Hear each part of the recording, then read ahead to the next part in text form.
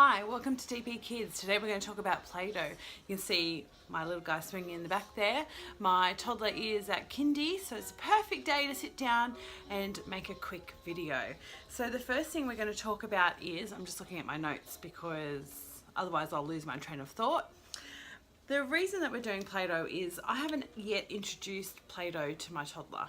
It is something that can be eaten by toddlers if they're not at the right stage, and he's safely out of that stage, so I thought we'll give it a crack. Now, the reason a lot of people use Play-Doh is because it's very beneficial for children's development. It can help build their fine motor muscles, so their little muscles in their hands, which is important for later on in life when they're learning to write with a pen, using scissors, buttoning buttons, zipping zips, all those sorts of things that they're going to start to do more as they progress into more being a preschooler. So, you know, 3 plus 4, 5, ready for school. The other things that helps with is maths and science. So learning to pour and measure, you know, how many cups, 1 cup, 2 cups, things like that. Also science, so you know, taking raw ingredients and mixing them together and look what we've created, and seeing the properties of things change as they're going through and making. The other thing is their imagination. So you know, what are they making? Are they making little birds' eggs, you know, rolling little birds' eggs and waiting for the birds to hatch? Or are they making a birthday cake and singing happy birthday, and you know, whose birthday is it today? Or are they cooking like mum and dad, or like grandma and grandpa, or someone that they've been seeing cooking? Are they making the same thing? It's a great way to extend that. It's also a great way for you to ask your children questions, open-ended questions about what they're thinking and feeling. You know, what are you cooking today? Oh, why have you chosen to cook that? Who makes that you like so much? Asking lots of things about what it is that's going on in their little minds, you know.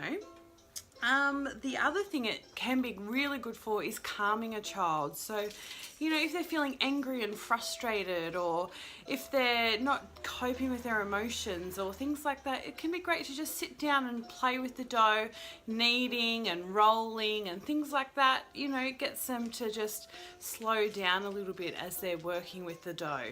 And it can also be a great way to teach them to get some control over their emotions if they're finding that they're, you know, getting angry. It's normal. Anger is normal, and children need to learn to deal with it. So it can be one way to help them to just calm themselves and focus again.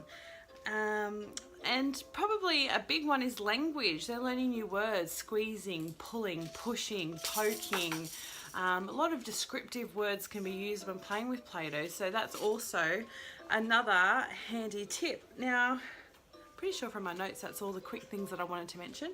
I also wanted to talk about the type of tools that you need. You don't need to go out and buy things. You have a million things in your home that you can play with Play-Doh.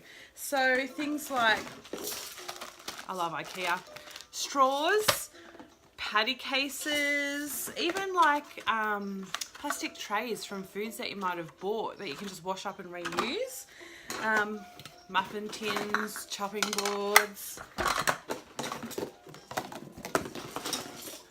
mum's rolling pin, cookie cutters,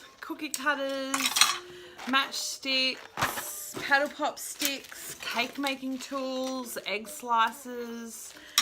The list is endless, you know. We've got little silicone patty cases as well. Blunt knives that come in your children's knives, you know, cutlery set that they get that they don't really use when they're eating. Or even little things like, you know, if you've got little things like that lying around that are for their yum boxes, which I don't use yet with my son, he's a bit young, but as he gets older. Or I've even got these little great things, they're little letters. So you probably can't see that that one's an S, but you could probably definitely see that that one is a V. So they're all great things that you can use as well to play with. So it can be cheap, inexpensive, and a great way for your child to learn some skills and to strengthen some skills, and also an activity that you can sit down calmly and do with your child. So let's go make some Play-Doh. So here you can see we have all our ingredients. We have 2 cups of flour, 1 cup of salt, 3/4 cup of water, 2 tablespoons of oil and some food colouring. Basically you just put it all in the bowl, and I use a knife, I find it easier to just mix it all around until it combines. Turn it out and knead it.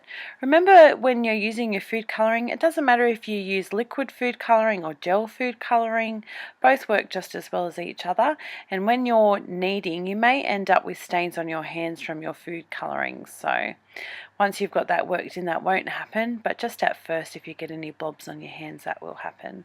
If you need extra water, as you can see here, just add in little bits of extra water and keep kneading until it comes together. If it's a little bit wet, just keep adding some flour.